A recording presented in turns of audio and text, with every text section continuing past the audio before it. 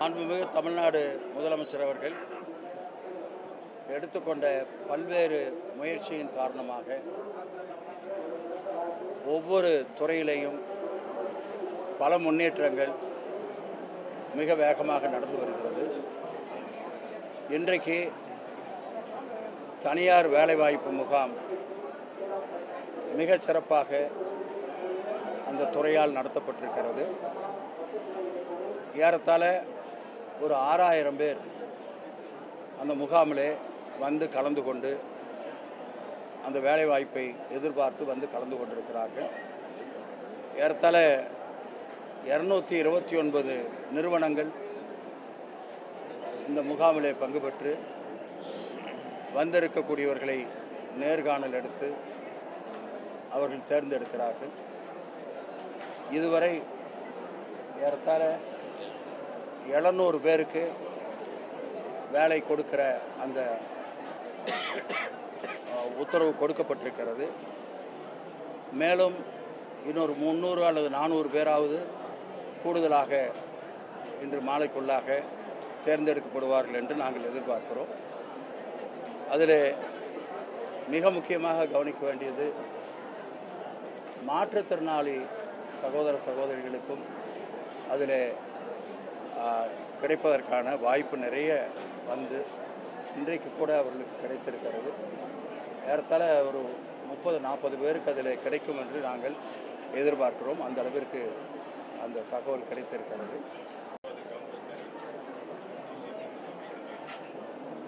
இல்லை, அதாவது அடிப்படை வசதி இல்லைன்னு சொல்ல முடியாது.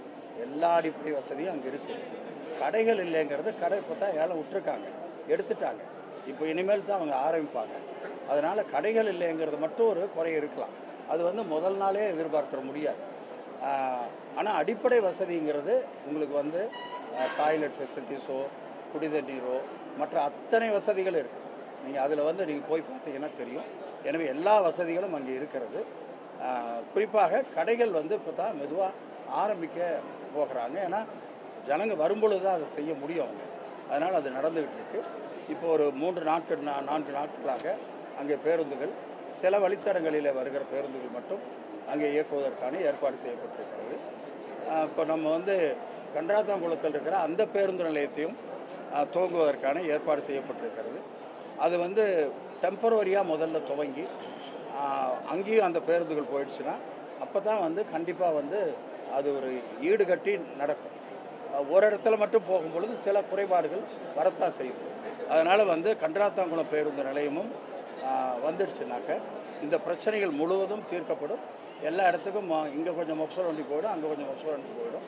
கம்ப்ளீட் டவுன் சர்வீஸ் பூரா வந்து பழைய பஸ் ஸ்டாண்ட்லேருந்து 2 பஸ் ஸ்டாண்டும் இணைக்கிற மாதிரி போகும். இப்போவுமே பேருந்துக்கு டவுன் சர்வீஸ் போதிய அளவுக்கு விடப்பட்டிருக்கிறது. அதனால் அது பெரிய பிரச்சனை இல்லை. அந்த மாதிரி ஏதாச்சும் குறைபாடு இருந்தால் அது சரி செய்வதற்கான நடவடிக்கை கண்டிப்பாக எடுக்கும்.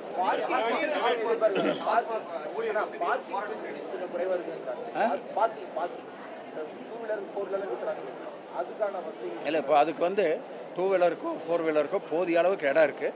அதை வந்து இப்போ கமிஷனர் வந்து அதை போய் பார்த்து ரெடி பண்ணிகிட்டு இருக்காங்க. இன்னும் தேவையான அளவுக்கு அங்கே ஏன்னா என்னென்ன வந்து நமக்கு தேவைங்கிறத கொஞ்சம் போக போகத்தான் அசஸ் பண்ண முடியும். இப்போ எவ்வளோ வந்து ஆட்டோ நிறுத்துறதுக்கு நமக்கு தேவைப்படுது, எவ்வளோ டாக்ஸி நிறுத்துறதுக்கு தேவைப்படுது, இது எல்லாமே இப்போ வந்து நாங்கள் அதை அசஸ் பண்ணிகிட்டு இருக்காங்க. அது வந்து கண்டிப்பாக சில இந்த குறைபாடுங்கிறது கொஞ்சம் ஒரு 2-3 மாதத்துக்கு அது சரி பண்ணுறதுக்கு டைம் எடுக்கும். அது பண்ணிகிட்டு இருக்காங்க. இல்லை, நிலம் கையகப்படுத்து அந்த அந்த சட்டச்சிக்கல் அதில் வந்து அந்த என்ன வந்து ரேட் ஃபிக்ஸ் பண்ணுறதை பொறுத்த வரலும் சில வழிமுறைகள் இருக்கிறது. அந்த வழிமுறைகளை அவர்கள் பின்பற்றுவதற்காக கொஞ்சம் காலதாமதம் ஏற்பட்டது. இப்போ ஏறத்தாலும் அது முடிகிற தருவாயில் இருக்குது. அது முடிஞ்சிடுச்சுனாக்கா அந்த வேலையை ஆரம்பிச்சிடும்.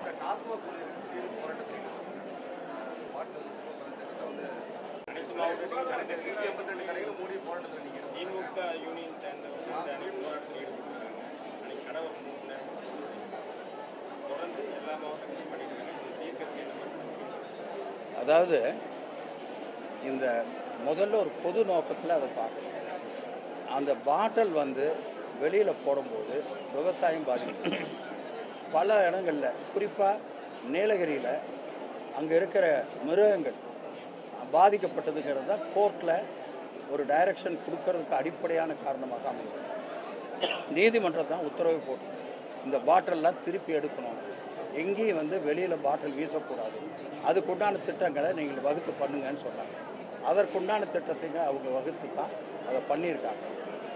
அதை எடுக்கிறதுல அவங்க கோர்ட் ஒரு டைம் கொடுக்கணும், இந்த இடத்துல நீங்கள் இவ்வளோ சீக்கிரம் எடுக்கணும், படிப்படியாக இந்த காலத்துக்குள்ளே முடிக்கணும்னு சொல்லி கொடுத்தாங்க. இப்போ அந்த காலத்துக்குள்ளே முடிக்கிறதுக்காக வேகப்படுத்தியிருக்கு. அதில் நான் வந்து வெளிப்படையாக சொல்லணும்னா எங்களுடைய பணியாளர்களுக்கு அதில் கொஞ்சம் கூடுதல் வேலை இருக்கிறது என்பதை நாங்கள் ஒப்புக்கொள்வோம். அதெல்லாம் வந்து வேலை சுமை இருக்கிறது என்பதை நாம் ஒப்புக்கொள்வோம். ஆனால் அதை வேறு மாதிரியாக செய்வதற்கு நடவடிக்கை எடுக்கிறோம். அதுவரை நாம் அதை கொஞ்சம் சிரமப்பட்டு செஞ்சு தான் ஆகணும். நம்முடைய துறை, நமக்கு பொறுப்பு இருக்கிறது. எனவே அங்கே தொழிற்சங்க தலைவர்களோடு நான் பேசியிருக்கிறேன், தொழிலாளிகள் வந்தவர்களோடும் பேசியிருக்கிறேன். அது வந்து அவங்களுக்கு அந்த சிரமங்களை தீர்ப்பதற்காக என்னென்ன நடவடிக்கை எடுக்க வேண்டுமோ அதை எடுப்பதற்கு ஏற்பாடு செய்து கொண்டிருக்கிறோம். அதுவரை இது செய்யுங்கள் என்று சொல்லியிருக்கிறோம். அங்கே அதை வைப்பதற்கு இடம் போதவில்லை, அதை கொண்டு வந்து அடுக்கி வைக்கிறதுக்கு இடம் பத்தலை. அதனால் இப்போ என்ன பண்ணியிருக்குன்னா, ஒரு இடத்துல ஒவ்வொரு நாளும் சாயந்தரமோ ஒரு தரம் போய் எடுக்கிறதுக்கு பதிலாக 2 தரம் 3 தரம் போய் வண்டி அடிச்சுட்டு எடுத்துருங்கன்னு சொல்லியிருக்கோம். இது மாதிரி சில பிரச்சனைகளை தீர்க்கிறதுக்கு நடவடிக்கை எடுத்துருக்கோம். இருந்தாலும் அவங்களோட பேசி அவங்க எல்லாம் இப்போ எழுத்துப்பூர்வமாக எங்கள்கிட்ட கொடுத்துருக்காங்க. மறுபடியும் கேட்டிருக்கோம். எல்லா சங்கங்களும் கொடுத்த பின்னாடி நாங்கள் வந்து எம்டியோட வச்சு பேசி அவங்களையும் வச்சுக்கிட்டு பேசி நாங்கள் அதுக்கு ஒரு தீர்வு. இல்லை, அதுதான் அது போய் டிஸ்கஸ் பண்ணிட்டு நான் சொல்கிறேன். அது எதை இல்லை, நாங்கள் முதல்ல நிறைய அதை பற்றி பேசியிருக்கோம். ஒரு முடிவு எடுத்துகிட்டு நாங்கள் சொல்லணும். இப்போ நாங்கள் சொன்னோம்னா அது ஒரு ஹெட்டிங்காக போடுவீங்க, அப்புறம் அதில் ஒரு பிரச்சனை வரும். அதனால் இது எல்லாமே பேசிட்டு எங்களுடைய தொழிலாளிகளும் நாங்களும் இணைந்து அதை சிறப்பாக செய்து நீதிமன்றம் சொன்ன அந்த உத்தரவை முறையாக நிறைவேற்றணும்னு நாங்கள் பார்க்குறோம். பொதுமக்களுக்கு எந்த இடையூறும் இருக்கக்கூடாதுன்னு நாங்கள் நினைக்கிறோம். அந்த வகையில் நாங்கள் செய்கிறதுக்கு பேருந்து நிலையத்தில் வந்து பழனிக்கு பஸ் விடப்படுமா? ஏன்னா அங்கே நியர்பை இருக்குது. அதே மாதிரி பார்த்தீங்கன்னா பெங்களூரில் வந்து கோயம்புத்தூர் திருப்பூர் பஸ் எல்லாம் இயக்கினா நல்லா இருக்கும்னு பொதுமக்கள் வந்து கோரிக்கை விட்டுருக்காங்க. நீங்கள் எதை எப்படி பார்க்குறீங்க? இல்லை, பழனிக்கு வந்து ஒரு 1000 பஸ்ஸு, இதிலிருந்து 100 பஸ் வருது. பழனிக்கு வர்றது 100 பஸ் வருது. அந்த பஸ்ஸு இப்போது பழைய பஸ் ஸ்டாண்டில் தான் அது வந்து கொஞ்சம் நிறையா பேர் வந்து ஏறுற மாதிரி ஒரு சூழ்நிலை. அதனால் வந்து அது இப்போதைக்கு அப்படி வச்சுருக்கோம். இங்கே கன்றாத்தாங்குளம் பஸ் ஸ்டாண்ட் வந்த பின்னாடி கரெக்டாக எந்தெந்த பஸ்ஸை எங்கே போனால் சரியாக இருக்குங்கிறத எங்களால் அப்போ வந்து ஒழுங்கு பண்ண முடியும். அது திட்டமிட்டு வச்சுருக்கோம். அந்த பஸ் ஸ்டாண்டும் டெம்பரரி பஸ் ஸ்டாண்டு ஆரம்பிச்சிருக்கோம்னா போதும்.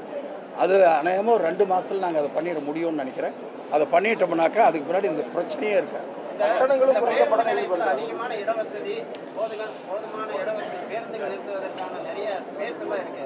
அதனால இந்த மாதிரியான இந்த பஸ்ஸுகள் எல்லாம் கொஞ்சம் இயக்கம் நல்லா இருக்கும் மக்கள் விரும்புகிறாங்க. இல்லை, அப்படி அதுக்காகத்தான் அது போடுறதே. ஆனால் நீங்கள் அங்கேருந்து இப்போ சேலத்திலேருந்து வர வண்டி அவங்க வந்து எங்கே நிற்கிறது? அப்போ அது வந்து இங்கே இருந்தால் தான் சரியாக இருக்கும். கன்றாத்தாங்குளம் இது அந்த கன்றாத்தாங்குளம் வந்துடுச்சுனாக்க நீங்கள் கேட்குறதெல்லாம் எல்லா பிரச்சனையும் சால்வ் ஆகிடும். பொதுமக்கள் விரும்புகிற மாதிரி வந்துடும். தேங்க்யூ.